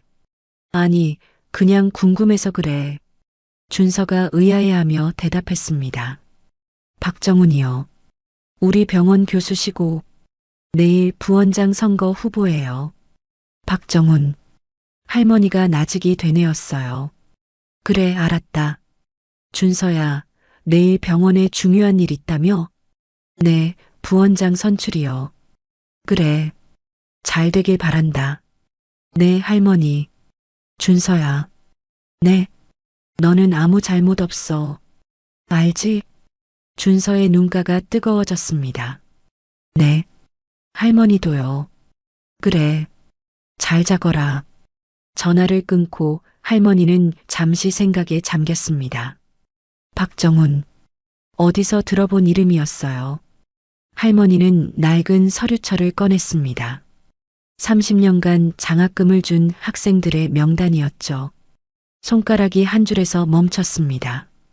1985년 박정훈, 의대 3학년, 등록금 전액 지원. 이 아이구나. 할머니의 눈빛이 차갑게 가라앉았어요. 휴대폰을 들어 전화번호를 눌렀습니다. 여보세요? 김 변호사님? 나 김영숙입니다. 아, 이사장님. 이 늦은 시간에 무슨 일이십니까? 내일 병원 행사에 참석해야 할 것 같은데요. 준비 좀 해주세요. 갑자기요? 그리고 30년 전 장학생 서류 좀 찾아주세요.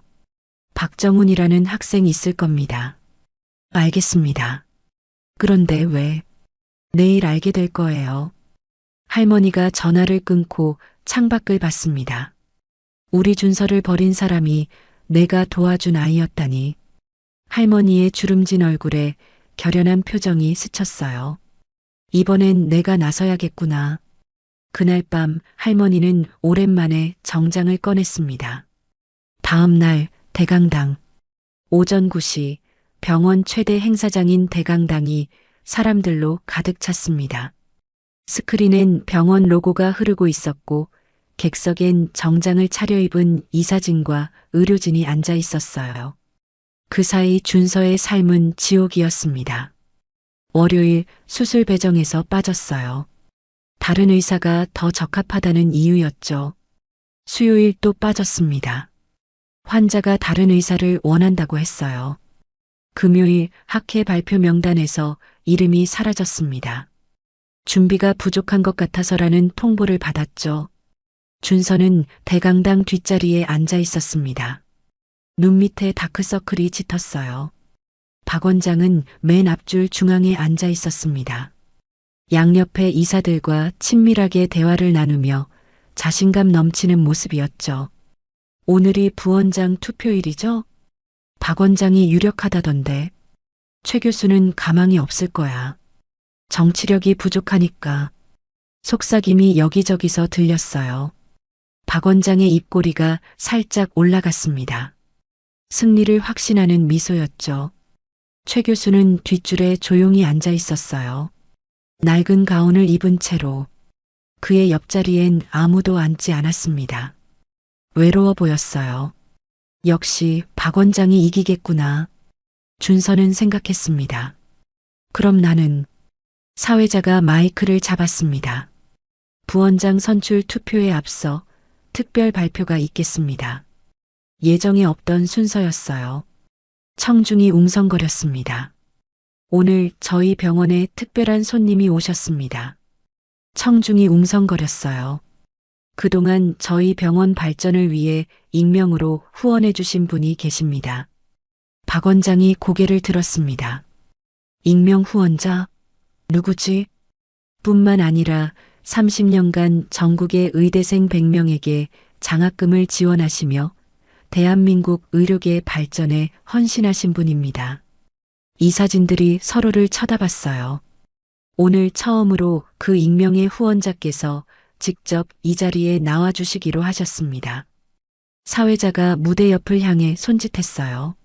농촌의료재단 설립자이신 김영숙 이사장님을 모시겠습니다. 준서가 깜짝 놀라 고개를 들었어요. 할머니, 스포트라이트가 무대 옆문을 비췄습니다. 문이 열리고 경운기 할머니가 걸어 나왔어요. 검은 정장을 입으셨지만 얼굴은 분명 준서의 할머니였습니다.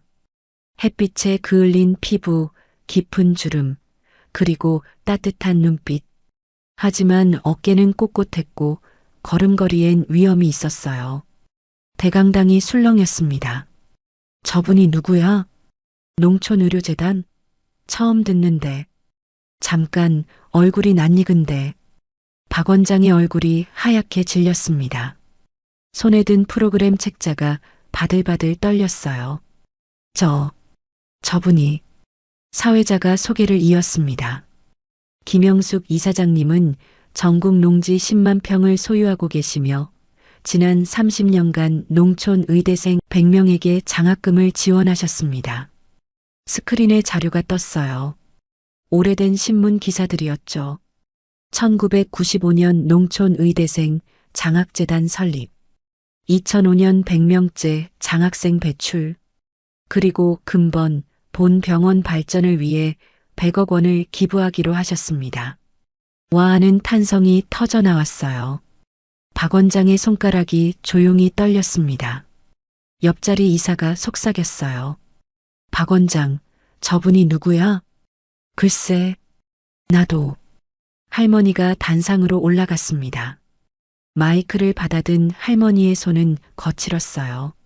농사일로 갈라지고 굳은 살이 박인 손.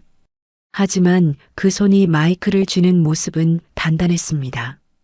안녕하십니까? 할머니의 목소리가 울려 퍼졌어요. 담담하지만 또렷했습니다. 저는 김영숙입니다. 그리고 잠시 멈췄다가 준서를 바라보며 말을 이었어요. 저기 앉아있는 준서 선생의 할머니입니다. 순간 모든 시선이 준서에게 쏠렸습니다. 준서는 얼어붙었어요. 몸을 움직일 수가 없었습니다. 네, 준서 선생 할머니? 박 원장의 얼굴이 새파랗게 질렸습니다. 할머니가 말을 이었어요. 나는 지금도 경운기를 탑니다. 대강당이 숨을 죽였습니다. 그걸로 내 식구를 살렸고 내 손주를 의사로 보냈습니다. 농사 짓고 장사하고 새벽부터 밤까지 일했어요. 스크린에 장부 사진이 떴습니다. 할머니가 매일 기록한 그 빼곡한 숫자들. 근데 일주일 전 내 손주가 혼인을 약속했던 집안에서 파혼을 당했어요. 청중이 술렁거렸어요. 이유가 뭔지 아시오? 할머니의 시선이 객석을 천천히 훑었습니다. 경운기를 탄다는 이유였어. 부끄럽다 했지. 모든 시선이 박 원장에게 향했어요. 박 원장은 고개를 숙였습니다. 목덜미가 빨갛게 달아올랐죠. 박 원장. 할머니가 그를 똑바로 쳐다봤어요. 당신 말 맞지요? 박 원장의 입술이 바짝 말랐습니다. 그게 오해가. 오해?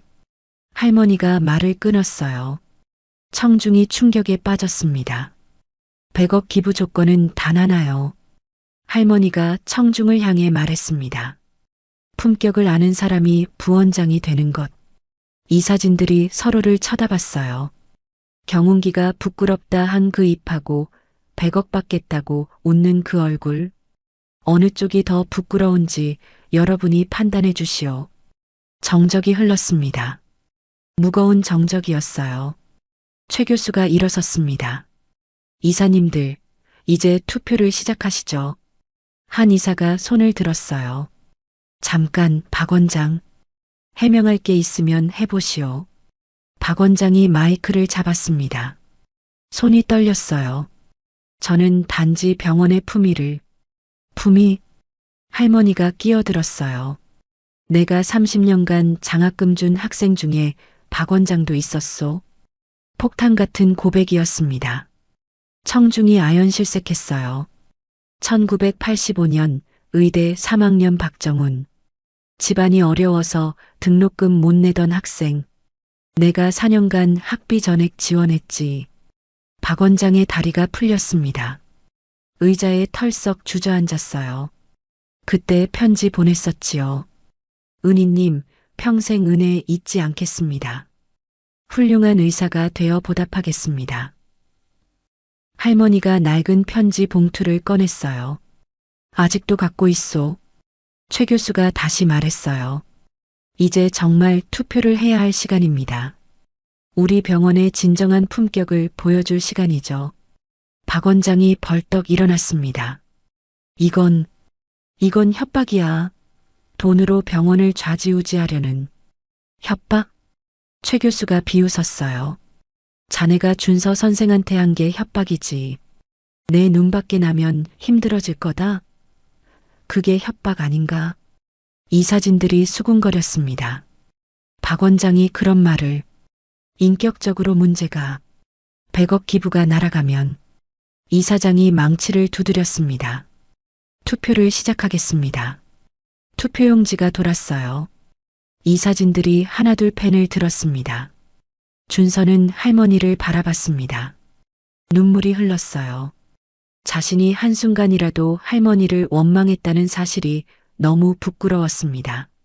할머니, 죄송해요. 할머니와 눈이 마주쳤어요. 할머니는 따뜻하게 미소 지으셨습니다. 그 미소가 말하는 것 같았어요. 괜찮아. 우리 준서. 30분 뒤 결과가 발표됐어요. 최 교수 23표, 박 원장 7표, 차기 부원장은 최 교수님으로 결정됐습니다. 우레 같은 박수가 터졌습니다. 박 원장은 그 자리에 주저앉았어요. 준서는 할머니를 바라보며 눈물을 참았습니다. 자신이 한순간이라도 할머니를 원망했다는 사실이 너무 부끄러웠어요. 그날 오후 2시 박 원장의 연구실. 문이 열리고 이사장이 들어왔습니다. 뒤따라 들어온 비서가 문을 닫고 밖으로 나갔어요. 실내엔 무거운 침묵이 가득했습니다. 박 원장은 책상 앞에 서 있었어요. 넥타이는 풀려 있었고 셔츠는 구겨져 있었습니다. 아침에 당당했던 모습은 온데간데 없었죠. 앉으시오. 이사장의 목소리는 차가웠습니다. 박 원장이 의자에 앉았어요. 평소처럼 등을 꼿꼿이 세우지 못했습니다. 어깨가 축 처져 있었죠. 사직서를 제출하겠습니다. 박 원장의 목소리는 힘이 없었어요. 떨리는 손으로 서랍에서 봉투를 꺼냈습니다. 이사장이 봉투를 받아들었습니다. 하지만 열어보지는 않았어요. 그게 좋겠네. 그것으로 박 원장의 15년 병원 생활이 끝났습니다. 자숙 기간을 갖고 다시 시작하게. 이사장이 일어서려다가 멈췄어요. 박 원장, 자네도 시골 출신 아니었나? 박 원장이 고개를 들었습니다. 눈가가 붉었어요. 자네 아버지가 충청도에서 농사 지으셨다고 들었는데. 박 원장의 입술이 떨렸습니다. 맞습니다. 소장농이셨다며. 자네가 의대 들어갔을 때 동네 잔치를 하셨다고. 어떻게 그걸? 김영숙 이사장이 말씀하시더군. 자네 아버지도 장학금 신청하러 왔었다고. 허리 굽혀 인사하시면서 우리 아들 좀 도와주세요라고 하셨다는데. 박 원장의 눈에서 눈물이 흘렀습니다. 부모님이 농사 지으셨다고 들었는데 언제부터 그렇게 뿌리를 부정하게 됐나? 이사장이 문을 향해 걸었어요. 의사가 되면서부터입니다. 박 원장의 대답에 이사장이 멈춰섰습니다. 레지던트 때 교수님들이 제 출신을 알고 무시했습니다. 촌놈이 여기까지 왔네, 그런 말을 들었어요. 그래서 그때부터 숨겼습니다. 아버지가 농부라는 걸, 시골 출신이라는 걸, 그리고 점점 부끄러워하게 됐습니다. 이사장이 돌아봤어요. 그게 자네 잘못이야. 남이 무시한다고 스스로를 부정하면 그건 자기 자신을 죽이는 거야. 문이 닫혔습니다. 박 원장은 혼자 남았어요. 책상 위 액자를 바라봤습니다. 의사 가운을 입고 찍은 가족 사진. 서연이 웃고 있었죠. 복도에서 발걸음 소리가 들렸습니다. 문이 열리고 최 교수가 들어왔어요. 박 원장. 아니, 박 선생. 박 원장이 쓴웃음을 지었습니다. 이제 그냥 박 선생이죠. 최 교수가 맞은편에 앉았어요. 미안하네. 하지만 이게 자네를 위한 거야. 저를 위한 거라고요? 자네 아직 50대야. 다시 시작할 수 있어. 초심을 되찾아서. 박 원장이 고개를 숙였습니다. 초심이라. 이제 와서 무슨 초심입니까? 자네 의대 지원서에 뭐라고 썼는지 기억해? 박 원장이 고개를 들었어요. 아버지처럼 가난한 사람들을 치료하고 싶다고 썼잖아. 시골에 병원이 없어서 아버지가 치료도 못 받고 돌아가셨다고. 어떻게 그걸? 김영숙 이사장이 다 기억하고 계시더군. 장학생들 지원서를 다 보관하고 계셨어. 최 교수가 봉투를 하나 꺼냈습니다. 이거 읽어봐. 누렇게 변색된 종이였어요.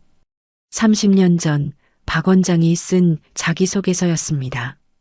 저는 가난한 농부의 아들입니다. 하지만 그것이 부끄럽지 않습니다. 오히려 자랑스럽습니다. 땅을 일구며 정직하게 사신 아버지를 존경합니다. 박 원장의 손이 떨렸어요. 이때의 자네는 정직했어. 순수했고, 그런데 언제부터, 출세하면서부터 변한 거야. 돈과 권력에 눈이 멀어서. 최 교수가 일어섰습니다. 박 선생, 시골 병원으로 가보는 건 어때? 시골 병원이요? 김영숙 이사장이 운영하는 농촌 의료원이 있어. 거기서 다시 시작해봐. 박 원장이 놀란 눈으로 쳐다봤어요. 그분이 저를 받아주실까요? 제가 그렇게 모욕했는데. 이미 허락하셨어. 사람은 누구나 실수할 수 있다. 중요한 건 다시 일어서는 거다라고 하시더군. 박 원장의 눈에서 다시 눈물이 흘렀습니다. 최 교수님, 고맙습니다. 최 교수가 나갔습니다. 저녁 6시 병원 복도. 바닥에 왁스 냄새가 은은했어요. 창밖으론 비가 내리기 시작했습니다. 빗방울이 유리창에 부딪히는 소리가 규칙적으로 들렸죠. 이 모든 사실을 알게 된 서연은 병원 로비로 뛰어들어갔습니다. 준서 선생님 어디 계세요? 당직 간호사가 놀라서 쳐다봤어요. 회의실에 계신 것 같은데. 서연이 회의실로 뛰었습니다. 문이 살짝 열려 있었어요. 안에서 목소리가 들렸죠. 할머니, 이렇게 큰 돈을 기부하실 필요 없어요. 준서의 목소리였습니다. 내가 하고 싶어서 하는 거야. 너 때문이 아니라. 할머니의 목소리. 서연은 문을 밀고 들어갔습니다. 할머니. 모두가 놀라서 돌아봤어요. 준서, 할머니, 그리고 최 교수까지. 서연아? 준서가 놀란 표정으로 일어섰습니다. 하지만 서연은 준서를 보지 않았어요. 곧장 할머니 앞으로 가서 털썩 무릎을 꿇었습니다. 할머니, 죄송합니다. 회의실이 조용해졌어요. 제가 정말 못된 년이었어요. 할머니를 무시하고 경운기를 비웃고. 서연의 목소리가 떨렸습니다. 그 사진 제가 올린 거예요. 할머니를 구경거리로 만들었어요. 친구들한테 자랑하려고. 이런 신기한 할머니 봤냐고. 눈물이 볼을 타고 흘렀어요. 근데 알고 보니 할머니가 얼마나 대단한 분인지. 아니, 그게 중요한 게 아니에요. 돈이 있든 없든 할머니는 준서를 누구보다 사랑하시는 분이었는데. 서연이 고개를 들었습니다. 할머니와 눈이 마주쳤어요. 할머니, 파혼 취소하게 해주세요. 제가 잘못했어요.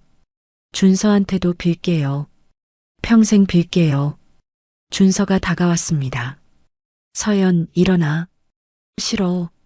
용서받을 때까지 안 일어날 거야. 서연이 할머니의 손을 잡았어요. 거친 손. 그때는 더럽다고 피했던 그 손. 할머니 손. 이렇게 아름다운 손인 줄 몰랐어요. 준서를 키운 손, 농사 짓는 손. 제 엄마는 손에 물 한 방울 안 묻히고 살았는데 할머니가 서연의 손을 잡았습니다. 일어나거라. 할머니, 사람은 누구나 실수를 해. 중요한 건 깨닫는 거야. 할머니가 서연을 일으켜 세웠어요. 근데 말이야, 파혼은 취소 못해. 서연의 얼굴이 창백해졌습니다. 할머니, 내가 취소하는 게 아니라 준서가 결정할 일이야. 난 상관없어. 경운기 타는 할머니 부끄러워해도 나는 그러려니 해. 할머니가 준서를 봤어요. 준서야, 내가 결정해라. 준서는 서연을 바라봤습니다. 무릎 꿇느라 화장은 눈물에 번져 있었어요. 명품 구두는 흙이 묻어 있었죠. 서연아. 응? 넌 정말 변했어? 서연이 고개를 들었어요. 나도 시골에서 살 수 있어. 경운기도 탈 수 있어. 할머니랑 같이 농사도 지을 수 있어. 준서가 한숨을 쉬었습니다. 그런 걸 바라는 게 아니야. 그럼 할머니를 있는 그대로 받아들일 수 있어?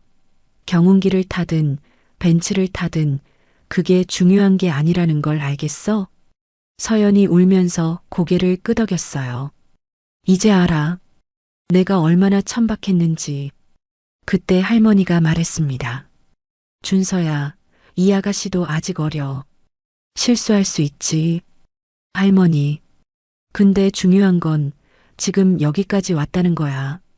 밤중에 시골까지 찾아가고 다시 여기까지 쫓아왔어. 그것도 무릎 꿇으려고. 할머니가 서연을 다시 봤어요. 너 진짜 준서를 사랑하니? 네, 사랑해요. 준서가 의사라서가 아니라 준서라서 사랑해요. 서연이 준서를 향해 돌았습니다. 서연아, 돌아가. 응? 서연의 얼굴이 굳었습니다. 우리 할머니 사진 올려서 낄낄대고 웃을 때는 좋았지? 그게 아니라 이젠 내가 너를 거절할게. 준서가 한 걸음 뒤로 물러섰습니다. 너 같은 애랑은 급이 안 맞아서 못 만나겠어. 서연의 눈이 크게 떨렸어요. 급이 안 맞는다고? 그래. 우리 할머니는 재단 이사장이시거든. 너희 집이 감당할 수 있어? 준서가 비웃었습니다. 평소에 그답지 않은 차가운 웃음이었어요. 그리고 말이야, 할머니가 부자든 아니든 그건 중요하지 않아. 중요한 건 그는 서연을 똑바로 쳐다봤어요. 넌 사람을 겉으로만 판단해. SNS 좋아요나 받으려고 남을 팔아먹는 사람이야. 그런 사람이랑은 평생을 함께할 수 없어. 준서야, 제발. 나가. 준서가 문을 가리켰습니다. 다시는 우리 할머니 앞에 나타나지 마. 할머니가 너를 용서하셨어도 난 못해. 서연이 할머니를 봤어요. 도움을 청하는 눈빛이었죠. 하지만 할머니는 조용히 고개를 숙였습니다. 서연이 비틀거리며 일어섰어요. 준서야, 정말 이래야 해? 응, 이래야 해. 준서가 등을 돌렸습니다. 너는 변한 게 아니야. 그냥 돈이 탐나서 온 거지. 할머니가 가난한 농부였으면 여기 왔겠어? 서연이 무너져 내렸어요. 바닥에 주저앉아 울었습니다. 미안해. 정말 미안해. 서연이 비틀거리며 회의실을 나갔습니다. 문이 닫히자 준서가 의자에 털썩 주저앉았어요. 그리고 머리를 감싸쥐었습니다. 잘했어, 준서야. 할머니가 손주의 어깨를 토닥였어요. 아니에요. 너무 심했나요? 아니야. 내 마음이 그런 거면 그게 맞아. 억지로 용서할 필요 없어. 준서가 고개를 들었습니다. 할머니는 서연이를 용서하셨어요? 나야 뭐. 원래 그런가 보다 했지. 도시 아가씨들이 다 그렇지 뭐. 할머니가 빙그레 웃었어요. 근데 너는 달라. 진짜 사랑했으니까. 배신감이 더 큰 거야. 준서의 눈에서 눈물이 흘렀습니다.